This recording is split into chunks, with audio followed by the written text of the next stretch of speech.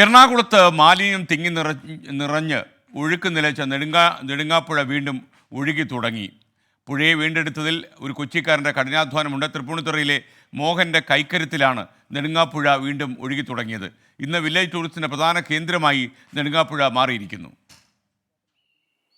പോള തങ്ങി കാടുപോലെ കിടന്നിരുന്ന ഒരിടം ഇന്നിങ്ങനെ തെളിഞ്ഞൊഴുകുകയാണ്.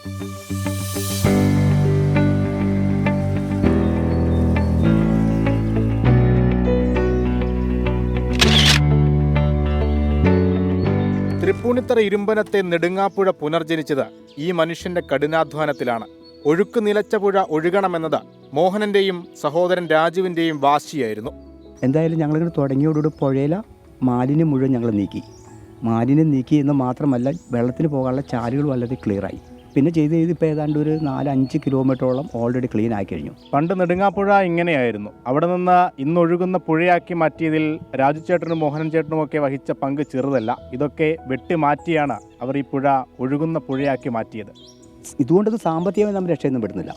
കാരണം നമ്മുടെ അധ്വാനം മാത്രമാണ്. വരും തലമുറയ്ക്ക് കൂടി വേണമെങ്കിൽ പുഴയുണ്ടെന്ന് അറിയണം. ഇവിടെ പലരും ഇങ്ങനെ പുഴ അറിഞ്ഞിട്ടില്ല.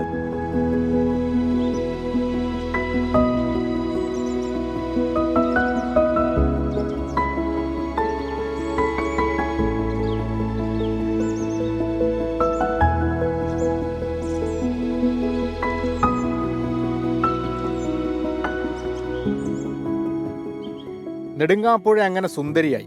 വില്ലേജ് ടൂറിസത്തിന് അനന്ത സാധ്യത. 2-3 കൊച്ചു ബോട്ടുകൾ ഇറക്കി മോഹനൻ തന്നെ ചെറിയ പരിപാടികളൊക്കെ തുടങ്ങി. 25 രൂപയ്ക്ക് പെഡൽ ബോട്ട്, 100 രൂപയ്ക്ക് സ്പീഡ് ബോട്ട്.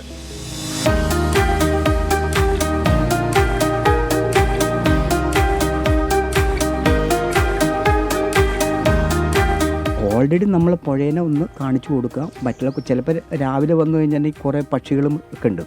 ഒരുപാട് വെറൈറ്റി പക്ഷികളുണ്ട് ഇവിടെ. പിന്നെ വൈകുന്നേരം ഒരു 5-6 മണി കഴിഞ്ഞിട്ടുണ്ടെങ്കിൽ ഈ നീർനായ എന്ന് പറഞ്ഞൊരു സാധനം ഉണ്ടാവും. അത് ചില സമയത്ത് കാണാൻ പറ്റും. പിന്നെ നമ്മളിവിടെ കൊണ്ടുപോയിട്ട് ട്രെയിൻ കാണുമ്പോൾ ഇതിൻ്റെ അടിയിൽ കൊണ്ട് ട്രെയിൻ വണ്ടി നിർത്തി കൊടുക്കും കാണിക്കാൻ വേണ്ടി.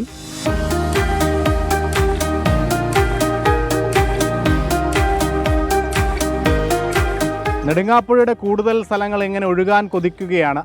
ആ ഒഴുക്ക് വർദ്ധിപ്പിക്കാൻ മോഹനൻ ചേട്ടനും രാജു ചേട്ടനുമൊക്കെ തയ്യാറുമാണ്. കൊച്ചിയിൽ നിന്ന് സച്ചിൻ ചന്ദ്രയ്ക്കൊപ്പം അശ്വിൻ പാലാഴി, 24.